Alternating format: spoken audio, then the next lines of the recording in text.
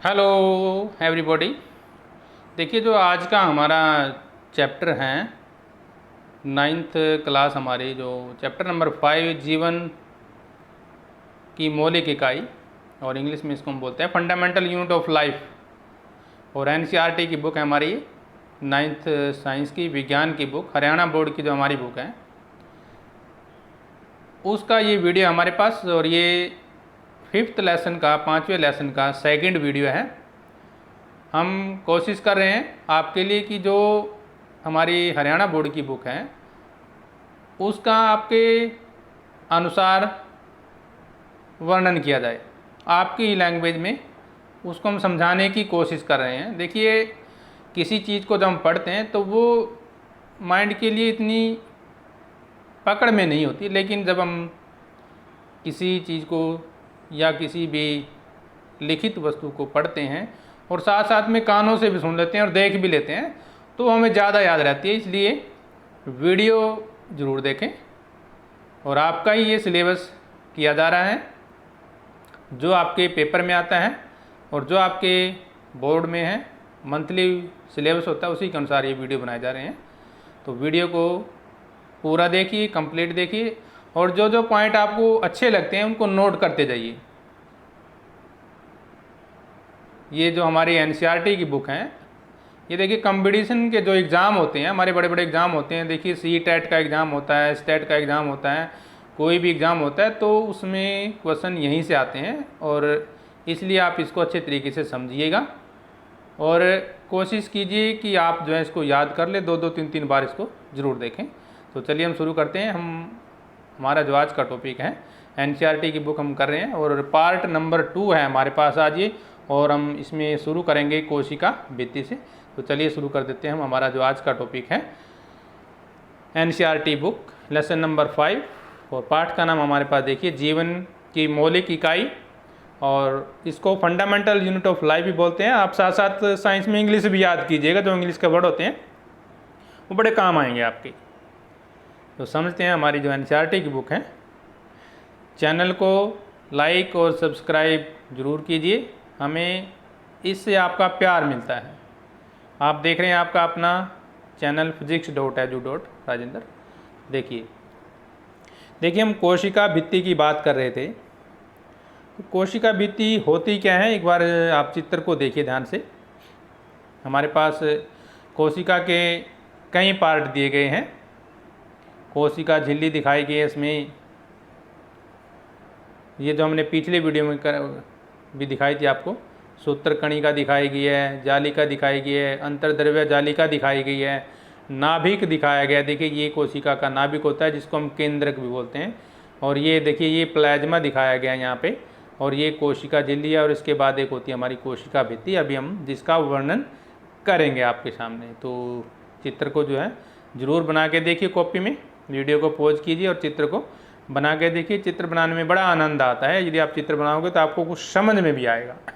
तो चलिए next point, हमारा जो टॉपिक है कोशिका भित्ति, सेल वॉल। देखिए नाम से ही क्लियर है, वॉल यानी कि एक तरह की ये दीवार होती है, सेल की, कोशिका की दीवार होती है वॉल। और ये हमारी देखिए ये वॉल दिखाएगी, ये क्या है, इसकी कोशिका की भित्ति है, ठीक है ना। ये क्या है, कोशिका की भित्ति है, जिसको हम कोशिका भित्ति बोलते हैं, या इंग्लिश में सेल वॉल बोलते हैं। इसको समझ लीजिए आप, दिमाग में कॉन्सेप्ट क्लियर हो जाना चाहिए भी कोशिका भित्ति। ये नहीं साइंस में जो कुछ वर्ड होते हैं, ऐसे ऐसे वर्ड होते हैं जो हमें याद नहीं रहते, लेकिन यदि आप फिगर देखते हैं, चित्र देखते हैं, उसको ध्यान से सुनते हैं तो आपको याद हो जाएगा। तो सेल वॉल यानी कि कोशिका भित्ति, तो सुनने में अजीब लग रहा है लेकिन अब शायद आपको क्लियर हो गया। अभी भित्ति का मतलब दीवार होती है, एक तरह से उसकी परत होती है, और सेल का मतलब कोशिका, ठीक है ना। तो ये था चित्र की सहायता से मदद। अब करते हैं टॉपिक शुरू। पादप का मतलब पौधे। कोशिकाओं यानी कि पौधे की कोशिकाओं में प्लाज्मा झिल्ली के अतिरिक्त कोशिका भित्ति भी होती है। अभी हमने आपको प्लाज्मा झिल्ली दिखाया, देखिए ध्यान से देखिए, ये प्लाज्मा झिल्ली होती है। ये क्या है, प्लाज्मा झिल्ली। तो प्लाज्मा झिल्ली के अतिरिक्त हमारे पास कोशिका भित्ति भी होती है, ठीक है ना। और देखिए ये बनी किसकी होती है, जो पादप कोशिका भित्ति, अभी पौधों की बात कर रहे हैं, पादप कोशिका भित्ति मुख्यतः सेलुलोज की बनी होती है। सेलुलोज एक पदार्थ का नाम है। जैसे हमारे पास कार्बोहाइड्रेट होता है, विटामिन होते हैं, प्रोटीन होते हैं, खनिज लवण होते हैं, ग्लूकोज होता है, उसी प्रकार सेलुलोज होता है हमारे पास। और सेलुलोज होता क्या है? सेलुलोज एक बहुत ही जटिल पदार्थ है और यह पौधों को संरचनात्मक दृढ़ता प्रदान करता है। देखिए, इनको उसको मजबूती देता है, उसकी संरचना को और मजबूती प्रदान करता है, दृढ़ बनाता है, उसको कठोर बना देता है। ठीक है ना। अब नेक्स्ट पॉइंट देखिए हमारा, जीवाणु आप समझते ही हैं, छोटे छोटे बिल्कुल बैक्टीरिया बोलते हैं हम जिसको इंग्लिश में। वनस्पति जो घास फूस पेड़ पौधे हो गए की कोशिकाओं, यानी कि की कोशिका झिल्ली के बाहर निर्जीव पारगम्य मोटी दीवार पाई जाती है, उसको कोशिका भित्ति कहते हैं। ये देखिए, इसकी डेफिनेशन आ गई हमारे पास। ठीक है, जीवाणु हो चाहे कोई वनस्पति की कोशिका हो, तो उसमें कोशिका झिल्ली के बाहर, कोशिका झिल्ली के बाहर, देखिए कोशिका झिल्ली के बाहर होती है और निर्जीव पारगम्य मोटी दीवार पाई जाती है, उसको कोशिका भित्ति कहते हैं। दीवार का मतलब दीवार भी ले सकते हैं, दीवार भी ले सकते हैं। देखिए ये हमारे पास क्या है? प्लाज्मा है। देखिए ये प्लाज्मा झिल्ली है। ठीक है ना। इसके बाहर ये क्या होगी? हमारी कोशिका भित्ति हो जाएगी। ठीक है ना। ये क्या हो जाएगी? कोशिका भित्ति। देखिए ये कोशिका झिल्ली भी दिखाएगा हमारे पास। ठीक है ना। तो ये इसके बाहर होती है हमारी, और ये जैसे हम फिगर में भी देख रहे हैं, तो याद कर लीजिए इसको दोबारा। जीवाणु वनस्पति कोशिकाओं में कोशिका झिल्ली के बाहर निर्जीव पारगम्य मोटी दीवार पाई जाती है, उसे कोशिका भित्ति कहते हैं। ये इंपॉर्टेंट पॉइंट है इसमें। देखिए जो हमारी कोशिका भित्ति होती है, इनकी जो दीवार होती है उसमें दो परतें होती हैं जिनके मध्य लमेला नामक दीवार होती है। ठीक है ना। दो परत होती है इसमें। जब किसी पादप कोशिका में प्रासरण द्वारा, प्रासरण विधि हमने आपको समझाई थी पिछले वीडियो में, तो यदि नहीं समझ में आया तो उस वीडियो को दोबारा देख लीजिए, आपको प्रासरण समझ में आ जाएगा। प्रासरण की हानि होती है तो कोशिका झिल्ली सहित आंतरिक पदार्थ, आंतरिक का मतलब जो उसके अंदर पाए जाते हैं, संकुचित का मतलब इकट्ठे हो जाते हैं। ठीक है ना। सिकुड़ जाते हैं एक तरह से, और इस घटना को जीव द्रव्य कुंचन कहते हैं। क्या बोलते हैं इस द्रव्य को? जीव द्रव्य कुंचन कहते हैं। दोबारा नोट कर लीजिए। जब किसी पादप कोशिका में प्रासरण द्वारा पानी की हानि हो गई, पानी की हानि होती है प्रासरण में, तो कोशिका झिल्ली सहित आंतरिक पदार्थ संकुचित हो जाते हैं। इस घटना को जीव द्रव्य कुंचन कहते हैं। अब जीव द्रव्य कुंचन को हम अच्छे तरीके से समझते हैं। देखिए ध्यान से, क्या होता है जीव द्रव्य कुंचन, जिसको इंग्लिश में देखिए पढ़ सकते हैं आप इंग्लिश में भी। यदि पादप कोशिका को अधिक समय तक अति प्रासारी विलयन, पिछले वीडियो में हमने ये सारे विलयन पढ़े हुए हैं। अति प्रासारी, अति का मतलब बहुत ज़्यादा, ठीक है, हाइपोटोनिक सॉल्यूशन, ऐसा विलयन जिसकी सांद्रता कोशिका रस की सांद्रता से अधिक हो। ये देखिए डेफिनेशन भी साथ साथ आया आपके लिए। अति प्रासारी का मतलब ऐसा विलयन जिसकी सांद्रता कोशिका रस की सांद्रता से ज़्यादा हो। क्योंकि अति का मतलब ज़्यादा हो गया ना, तो यानी कि जिसकी सांद्रता ज़्यादा होती है उसको अति प्रासारी विलयन बोलेंगे। उसमें रखा जाए तो जल कोशिका से बाहर निकलने लगता है, जल कोशिका से बाहर निकलता है और कोशिका का जीव द्रव्य सिकुड़ने लगता है। अतः जीव द्रव्य संकुचित होकर कोशिका के बीच एक कोने में संघनित दिखाई देगा। संघनित का मतलब इकट्ठा हुआ, संघनित का मतलब इकट्ठा हुआ दिखाई देगा। और कोशिका की यह स्थिति जीव द्रव्य कुंचित या कुंचन बोलते हैं, कहलाती है। यह क्रिया जीव द्रव्य कुंचन कहलाती है। ठीक है। जीव द्रव्य कुंचन की प्रारंभिक अवस्था प्रारंभिक जीव द्रव्य कुंचन कहलाती है। तो ये है जीव द्रव्य कुंचन की परिभाषा। अब बात करते हैं विकुंचन, जो इसका उल्टा है बिल्कुल से। ठीक है, इसका उल्टा जीव द्रव्य विकुंचन, इनके डी प्लाज्मोलिसिस भी बोलते हैं। आप अपने हिसाब से पढ़ लीजिए ताकि आपको याद रहे। यदि प्रारंभिक जीव द्रव्य कुंचित कोशिका को पुनः जल या अल्पसारी विलयन में रख दें। देखिए पहले हमने किस में रखा था? अति प्रासारी में रखा था। अब रखना है अल्प प्रासारी विलयन में रखेंगे। तब जल अंतःप्राशन क्रिया द्वारा कोशिका में पुनः प्रवेश करता है। देखिए पहले तो बाहर निकला था, अब अंदर चला गया दोबारा से, ठीक है ना। तो ये जो प्राशन यही होता है, कभी अंदर जाता है कभी बाहर जाता है, वो डिपेंड करता है सांद्रता के ऊपर और उसके माध्यम के ऊपर, और जो बॉडी है उसके ऊपर डिपेंड करता है। कुछ समय पश्चात कोशिका में जीव द्रव्य फैल जाता है, इस प्रक्रिया को जीव द्रव्य विकुंचन कहते हैं, यानी कि वो फैल गया एक तरह से, ठीक है ना। नेक्स्ट पॉइंट देखिए, इसके क्रियाकलाप करते हैं हम, ध्यान से देखिए। आपने रियो का पौधा देखा होगा, नहीं देखा तो हम दिखाएंगे अभी आपको, कोई बात नहीं। रियो की पत्तियां ही क्यों लेते हैं? क्योंकि रियो का तना काटने में भी आसान है। रियो का तना और पत्ते बड़े नरम होते हैं, इसलिए रियो का पौधा लेते हैं हम। देखिए मक्की का पौधा भी नरम होता है, लेकिन ये उससे भी नरम होता है रियो का पौधा। यानी कि रियो की झिल्ली को पानी में रखकर एक स्लाइड बनाइए, पानी में रखकर एक स्लाइड बनानी है आपने। स्लाइड जो हम कांच की एक पट्टी होती है ना, उसको हम स्लाइड बोलते हैं, और इसलिए उसके ऊपर ही स्लाइड बनाते हैं। जैसे हम प्याज की झिल्ली वाली स्लाइड तैयार की थी ना हमने, तो इसे उच्च शक्ति वाले सूक्ष्मदर्शी से देखेंगे, यानी कि जो हाई पावर, जिसमें ज़्यादा ताकत होती है, वो छोटे छोटे हरे कण दिखाई देंगे। इन्हें क्लोरोप्लास्ट कहते हैं। देखिए पौधों की पत्तियों में क्लोरोप्लास्ट होता है, ये आपको पता है। हरे रंग का एक वर्णन होता है क्लोरोप्लास्ट, एक हरे रंग का वर्णक होता है क्लोरोप्लास्ट। तो जब भी आप सूक्ष्मदर्शी से देखोगे तो उसमें क्लोरोप्लास्ट दिखाई देते हैं। इनमें एक हरा पदार्थ होता है जिसे क्लोरोफिल कहते हैं। क्या कहते हैं उसको? क्लोरोफिल। देखिए पौधों में होता है क्लोरोफिल, जो हरे पौधे होते हैं हमारे, और यही जो है जो हमारी प्रकाश संश्लेषण की क्रिया है ना, उसको कंप्लीट कराता है क्लोरोफिल। यदि क्लोरोफिल नहीं होगा तो पौधे श्वसन नहीं ले सकते, यानी कि वो ऑक्सीजन नहीं छोड़ेंगे, हमारे लिए कुछ नहीं आएगा। इस स्लाइड पर शक्कर या नमक का सांद्र विलयन डालो। सांद्र का मतलब कंसंट्रेटेड। 1 मिनट इंतजार करो और इसे सूक्ष्मदर्शी से देखो हम क्या देखते हैं। देखिए आपके मन में तो रियो का पौधा देख लीजिए, देखिए आपने देखा होगा, लगभग हर जगह उगता है, वैसे राजस्थानी इलाकों में ज़्यादा पाया जाता है। ये रियो का पौधा है हमारे पास, देख लिया ना, ध्यान से देख लीजिए, रियो का पौधा है।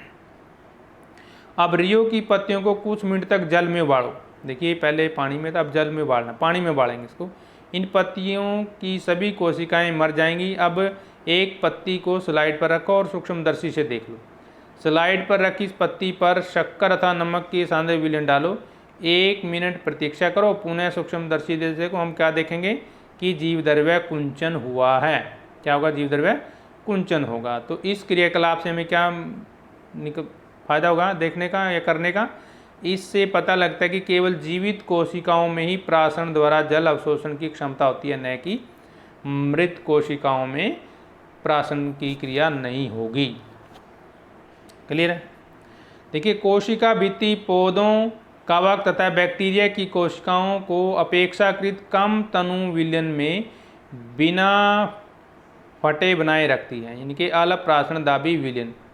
ऐसे जो माध्यम होंगे उसमें कोशिका प्राशन विधि द्वारा पानी लेती है। देखिए प्राशन बार बार आ रहा है, तो पिछला वीडियो जो है आप दोबारा देख लीजिए, आपको ये प्राशन, ये जो अजीबोगरीब से वर्ड दिख रहे हैं ना, वो सारे क्लियर हो जाएंगे।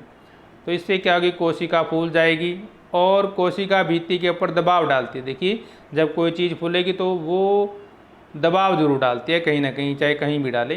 कोशिका भित्ति फूली हुई सी कोशिका के प्रति समान रूप से दबाव डालती है। कोशिका भित्ति के कारण पादप कोशिकाएं परिवर्तनीय माध्यम को जंतु कोशिका की अपेक्षा आसानी से सहन कर सकती हैं। ठीक है, ये है हमारे पास इसका। अब समझेंगे न्यूक्लियस के बारे में। न्यूक्लियस यानी कि केंद्रक, नाम से ही पता चलता है सेंटर में केंद्रक, कोशिका द्रव्य में स्थित। देखिए कोशिका द्रव्य, जितने भी कोशिका के अंदर पदार्थ हैं वो सारे कोशिका द्रव्य ही हैं।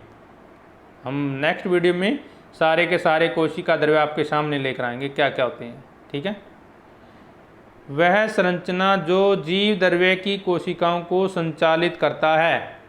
कोशिका द्रव्य में स्थित वह संरचना जो जीव द्रव्य की क्रियाओं को संचालित करता है, अर्थात कोशिका का नियंत्रण करता है। सेंटर से ही जो केंद्रक होता है ना, उसी से सारी क्रियाएं नियंत्रित होती हैं। ठीक है।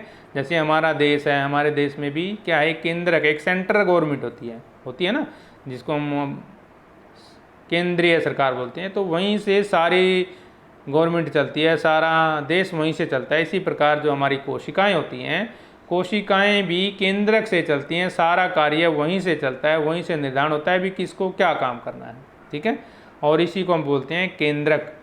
केंद्रक कोशिका का सर्वाधिक महत्वपूर्ण भाग है। सबसे इम्पोर्टेंट पॉइंट केंद्रक ही होते हैं, जो कोशिका की उपापचयी यानी कि मेटाबॉलिक यानी कि जो पाचन क्रिया लगा लो, वो एक तरह से जो हमारे शरीर की आंतरिक क्रिया होती है वो सारी उपापचयी क्रिया में आ जाता है, तथा नवसिंग क्रियाओं पर नियंत्रण रखता है, सारी क्रियाएं हुई उस पर नियंत्रण रखता है।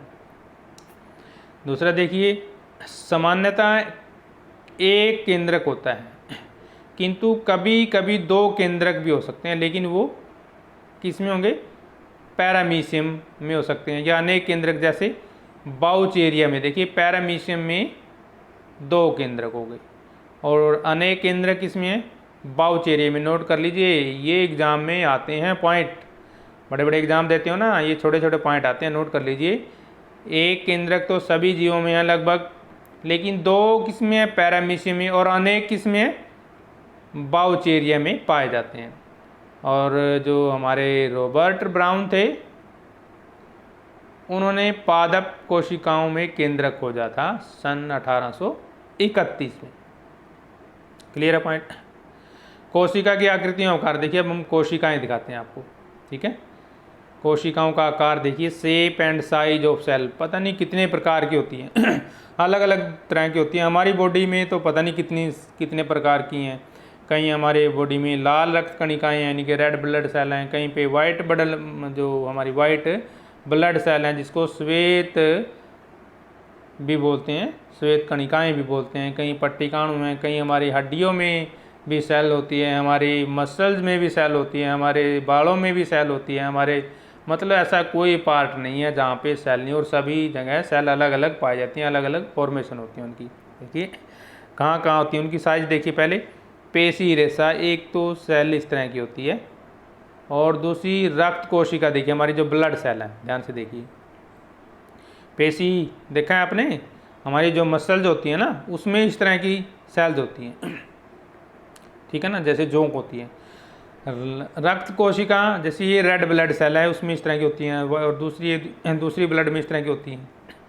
तंत्रिका तंत्र, ये इंपॉर्टेंट है, ये हम नेक्स्ट वीडियो में इसका वर्णन करेंगे, जो नेक्स्ट लेसन आएगा ना, बहुत इंपॉर्टेंट क्वेश्चन है, केंद्रीय तंत्रिका तंत्र उसमें आता है ये पॉइंट, तब बात करेंगे इसके बारे में, ठीक है।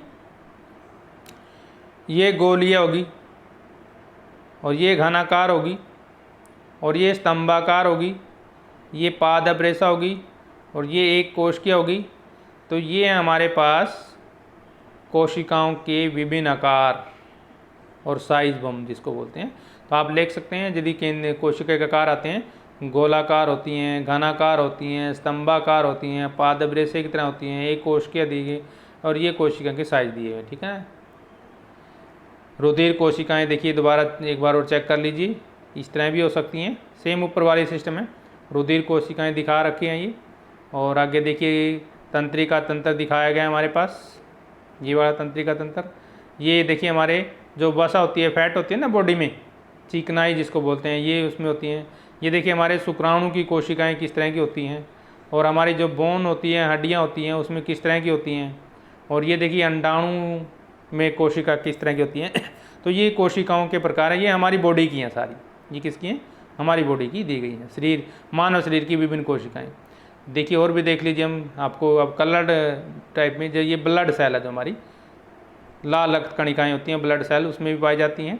ये देखिए बोन सेल में इस तरह की होती हैं, मसल में इस तरह की होती हैं। फिर वही हमारी केंद्रीय तंत्रिका तंत्र है।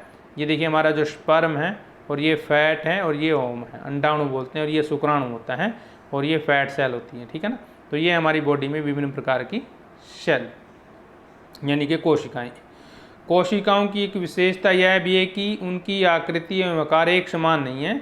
तो जैसे अमीबा अनियमित आकृति का जीव है, जबकि पैरामीशियम की आकृति अंडाकार जैसी होती है, ठीक है ना।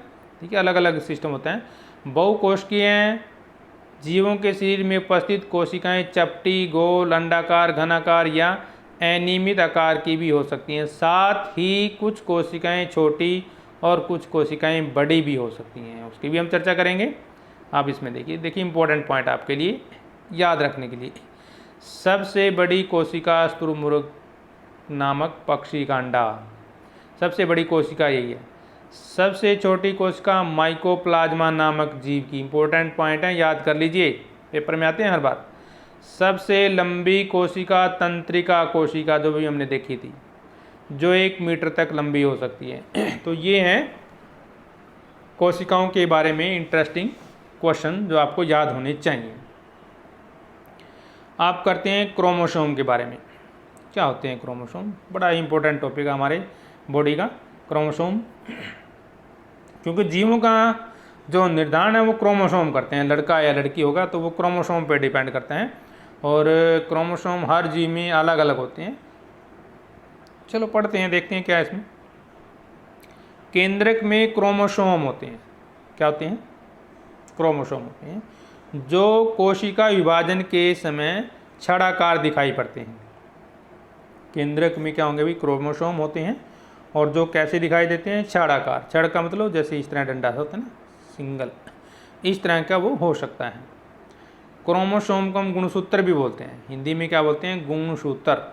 क्रोमोसोम में आनुवांशिक गुणों की जो सूचना होती है वो माता पिता के डीएनए, फुल फॉर्म नोट कर लीजिए, इसकी याद रहेगी, डीऑक्सी राइबो न्यूक्लिक अम्ल।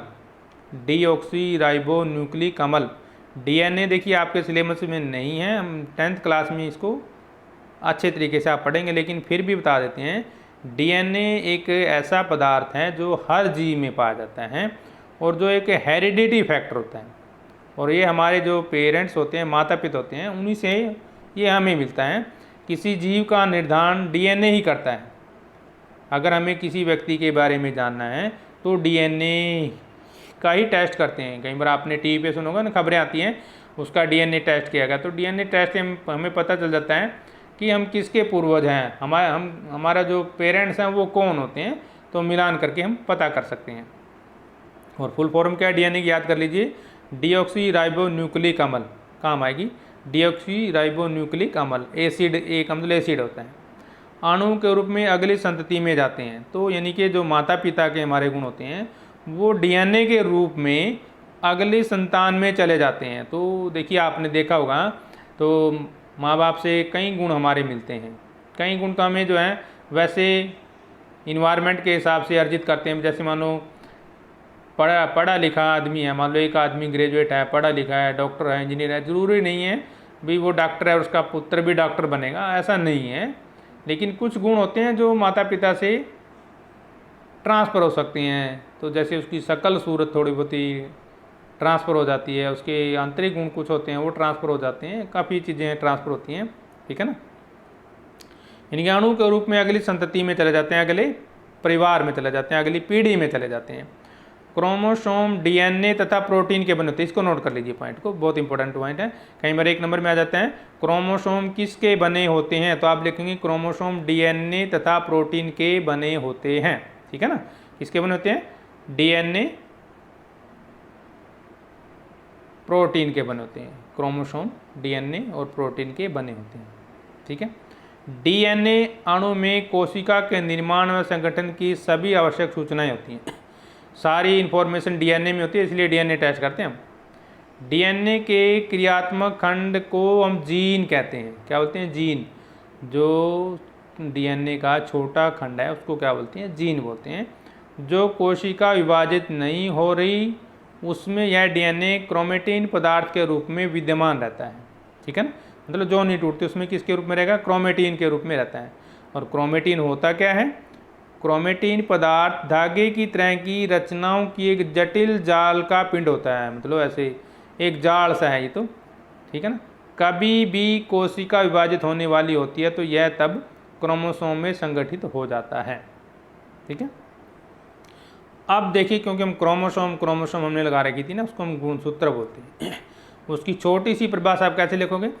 क्रोमेटिन पदार्थ से बने धागे नुमा संरचना को गुणसूत्र कहते हैं। ये 1 नंबर में आप डेफिनेशन याद कर लीजिए। क्रोमेटीन पदार्थ से बने धागे नुमा संरचना को गुणसूत्र कहते हैं। खोज किसने की थी? सन 1875 में स्ट्रोंग्स, किसने की थी? स्ट्रोंग्सबर्गर ने गुणसूत्र की खोज की तथा 1888 में वोल्डेयर ने क्रोमोसोम नाम दे दिया इसको। ठीक है, क्या नाम दिया इसको? क्रोमोसोम नाम दिया। संख्या हमने बताया था सभी में अलग अलग होती है, हम सिर्फ मनुष्य के बारे में बात करेंगे। टोटल 46 होती हैं। कितनी होती हैं? 46 होती है, यानी कि 23 जोड़े बोलते हैं जिसको। क्या बोलते हैं? 23 जोड़े, 23 पेयर भी लिख सकते हैं हम, पेयर 23 जोड़े, क्योंकि एक जोड़े में 2 होती है ना, 23 दूनी 46 हो जाएगा। तो कितने होते हैं टोटल? 46 होती हैं, जिसमें 22 प्लस 1 का होता है हमारे पास, एक जोड़ा अलिंगी होता है, 22 लिंगी होती है। अब बात करते हैं प्रोकैरियोटिक कोशिका, असीम केंद्रक कोशिका। देखिए बहुत इंपॉर्टेंट है, बार बार आता है ये। ठीक है, देखिए अब हम आपको थोड़ा सा और दिखा देते हैं। ये कोशिकाएं दिखाया गया है, ये कोशिका भित्ति थी। देखिए हम बात कर रहे थे ना, ये बाहर की दीवार को ही हम भित्ति बोलते हैं। ठीक है, और इसी के साथ क्या लगा? ये प्लाज्मा लगा है। देखिए प्लाज्मा के साथ ही कोशिका भित्ति होती है, और अंदर क्या होता है? राइबोसोम होता है। और ये क्या है? कोशिकाएं हैं। जो अंदर ये पार्ट दिख रहा है, ये क्या है? कोशिकाएं। तो हमारा क्वेश्चन क्या है? प्रोकैरियोटिक कोशिका, प्रोकैरियोटिक कोशिका क्या होती है? देखिए इंग्लिश में भी यही बोलते हैं इसको, हिंदी में भी यही बोलते हैं, सेल कोशिका होती है। इस प्रकार की कोशिकाएं प्रारंभिक कोशिकाएं कहलाती हैं। प्रोकैरियोटिक इनकी प्रारंभिक कोशिका, प्राइमरी सेल भी बोलते हैं या प्राइमेटिव सेल भी बोलते हैं। यह सरल रचना वाली कोशिका होती है, बिल्कुल सिंपल होती है। इस प्रकार की कोशिकाओं में स्पष्ट केंद्रक ट्रू न्यूक्लियस का अभाव होता है। ध्यान दीजिए, नोट कर लीजिए, इनके इसमें केंद्रक नहीं होता। जीवाणु कोशिका यानी बैक्टीरियल सेल इस प्रकार की कोशिका का सबसे अच्छा उदाहरण है। उदाहरण भी देखिए, साथ साथ याद कर लीजिए। इसमें केंद्रक नहीं होता और इसका उदाहरण क्या है? बैक्टीरिया सेल, इसका सबसे अच्छा उदाहरण है। इनका आकार देखिए, ध्यान से देखिए, 1 माइक्रोन से 10 माइक्रोन के मध्य होता है। यू का मतलब माइक्रोन का चिन्ह है ये। इनमें पाए जाने वाले अनुवांशिक पदार्थ, जो हम डीएनए की बात कर रहे थे ना, वो अनुवांशिक पदार्थ होता है डीएनए, यानी कि जेनेटिक मटेरियल बोलते हैं। अर्थात डीएनए द्वारा निर्मित गुणसूत्र कोशिका द्रव्य यानी कि सीटोप्लाज्म के विशेष क्षेत्र में विद्यमान होते हैं, मौजूद होते हैं। इस विशेष क्षेत्र को न्यूक्लियोइड कहते हैं। क्या बोलते हैं इसको? न्यूक्लियोइड बोलते हैं। केंद्रक झिल्ली यानी कि न्यूक्लियर मेम्ब्रेन की अनुपस्थिति के कारण केंद्रक में पाए जाने वाले पदार्थ यानी कि जैसे डीएनए हैं, आरएनए हैं।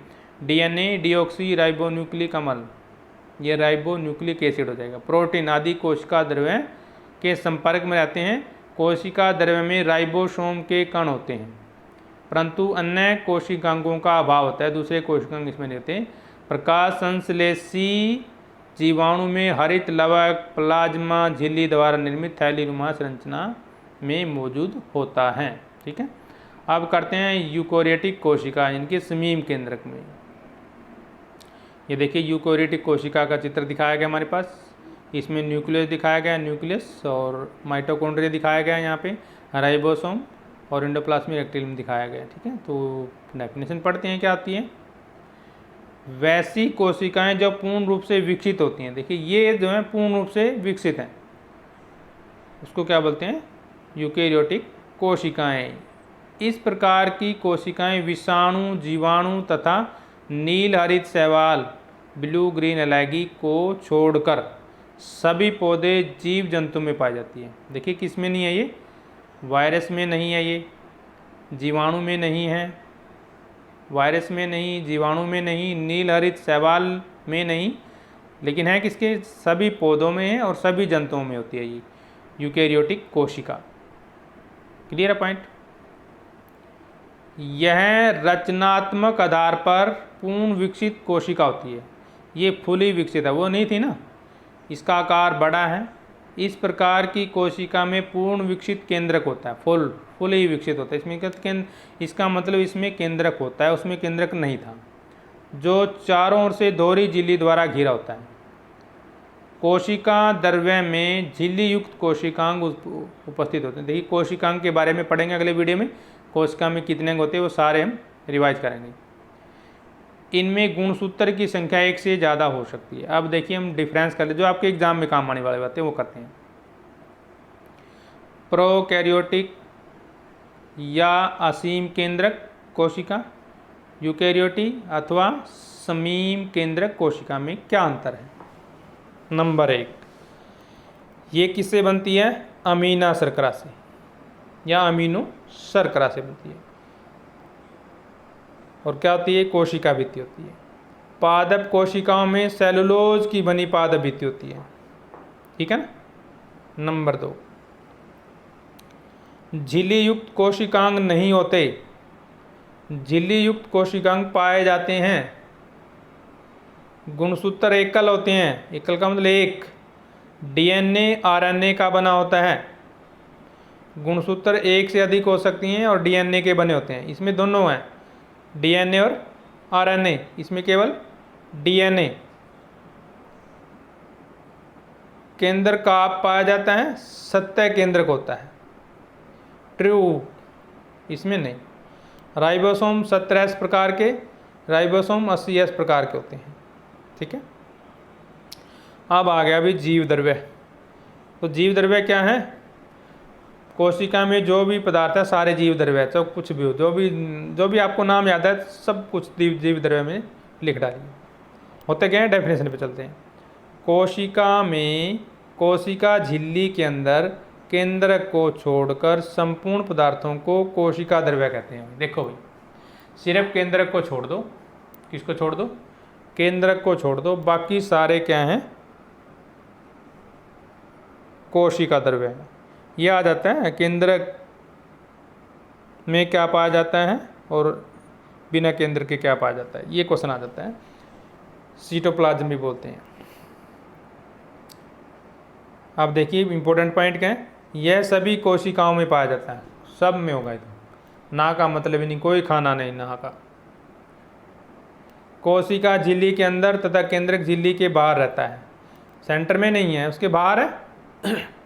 रवेदार है, जेलीनुमा है, अर्ध तरल, अर्ध का तरल का मतलब पूरा लिक्विड नहीं है, पारदर्शी है, चिपचिपा है, ठीक है। कोशिका के 70% भाग की रचना करता है, 70% इसी से बना है। इसकी रचना जल और कार्बनिक तथा अकार्बनिक ठोस पदार्थों से मिलकर, हमारा बॉडी सारी इसकी है, जल, कार्बनिक और अकार्बनिक, ये सब सारा कंप्लीट इसी में आ गया। इसमें अनेक रचनाएं होती हैं, एक नहीं अनेक होती हैं, बहुत ज़्यादा रचनाएं होती हैं। प्रकाश सूक्ष्मदर्शी से भी सभी कोशिकाओं को स्पष्ट नहीं देखा जा सकता। देखिए इतने छोटे होते हैं ना, हम इसको देख ही नहीं सकते, सिर्फ हम महसूस कर सकते हैं। हम जो है स्लाइड के हिसाब से कुछ न कुछ आपके लिए साइंटिस्टों ने इतने अच्छे प्रयास किए हैं कि सभी कोशिकाओं की वो जानकारी देते हैं आपको और लगे रहते हैं आपके लिए। तो ये था हमारे पास आज का जो वीडियो था, सेकंड वीडियो एनसीईआरटी बुक के एक्सप्लेनेशन के लिए, जो हमारी हरियाणा बोर्ड की बुक है उसका वर्णन हम कर रहे थे। तो थर्ड वीडियो के लिए हम जल्दी ही आपके सामने हाजिर होंगे। और थर्ड वीडियो एनसीईआरटी बुक के लिए लेसन नंबर 5 का अंतिम वीडियो होगा, तो उस वीडियो को जरूर देखिए। तब तक हम लेते हैं आपसे इजाज़त। जय हिंद।